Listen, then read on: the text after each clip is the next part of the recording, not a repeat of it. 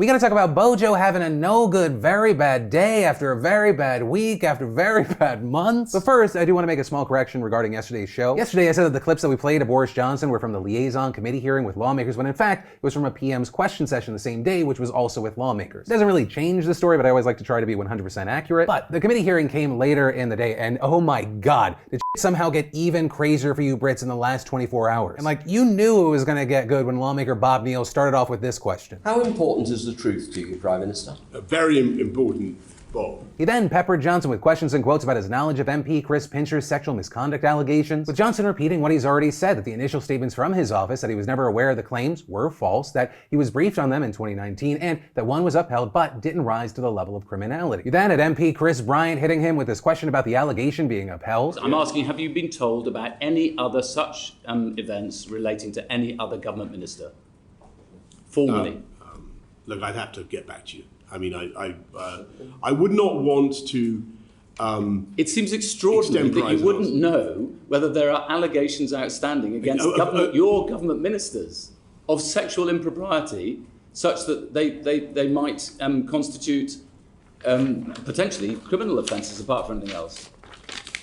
Look, there's nothing that springs to mind. Okay. He also asked Johnson whether he had said that Pincher was a bit handsy, and Johnson replied that handsy isn't a word that he'd use, but refused to give a definitive no. He's then asked whether he made the comment Pincher by name, Pincher by nature, with Johnson replying that he won't get into a trivializing discussion of what he may or may not have said, with Johnson also going on to refuse to say whether Pincher should resign for Parliament, only saying that's a matter for him. And finally we saw this. Now, how much consideration are you giving to the prospect of your resignation?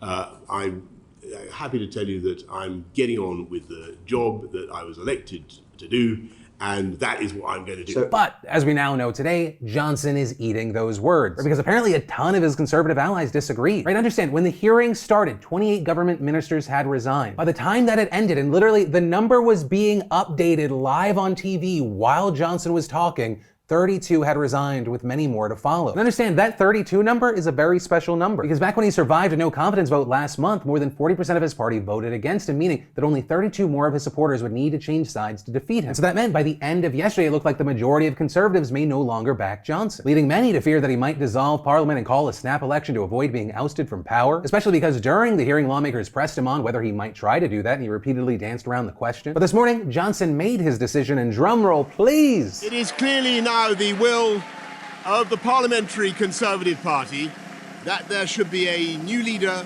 of that party and therefore a new Prime Minister. And I've agreed with Sir Graham Brady, the chairman of our backbench MPs, that the process of choosing that new leader should begin now. And during his goodbye speech in front of his office on Downing Street, he thanks people who voted for him, celebrating his policies on Brexit, the pandemic, and Ukraine. Also going on to blame the herd instinct at Westminster, saying when the herd moves, it moves. And adding that, quote, our brilliant and Darwinian system will produce another leader whom he says that he'll support. With Johnson then closing while people were booing and shouting in the background. I know that there will be many people who are relieved, and perhaps quite a few who will also be disappointed. And I want you to know how sad I am to be giving up the best job in the world. But them's the breaks. But here's the thing, Johnson resigned, but also not really. Johnson isn't updating his LinkedIn yet. Right now, he is still Prime Minister. There's no caretaker PM. Johnson is remaining in office until a new leader is chosen, and he said that the timetable for that contest will be announced next week. So what we may have actually seen was Johnson putting in his 2-week, maybe 3-month notice. So that's why you have many not satisfied with what we just saw. Like most prominently, former Conservative Prime Minister Sir John Major, who said that either the timetable should be sped up or Deputy Prime Minister Dominic Raab should take over as caretaker PM immediately. But let's say the process continues uninterrupted as expected. As far as who the next leader might be, Raab is ruled out running, but you have Attorney General Suella Braverman declaring that she'll run for the post, as well as MP Steve Baker saying he's seriously considering it. Though, understand, this is still a developing situation. More names are sure to emerge over the next several days. And then on the other side, you have Labour leader Sir Keir Starmer threatening to hold a vote of no confidence if Johnson does not step down immediately, which would also trigger a general election, but he'd also need a large number of Conservatives to join him on that. But, I mean, whatever happens now, Conservative lawmakers will eventually vote on candidates for the party leadership until only 2 remain, at which point party members across the country will decide the winner. And also now you have many people wondering whether the Conservatives' electoral coalition forged under Johnson will even be able to hold after his personality is gone. Also, with the way Boris said some of the things, I wonder if he's just going to start his own party, the Party Pincher Party. But as we wait to see what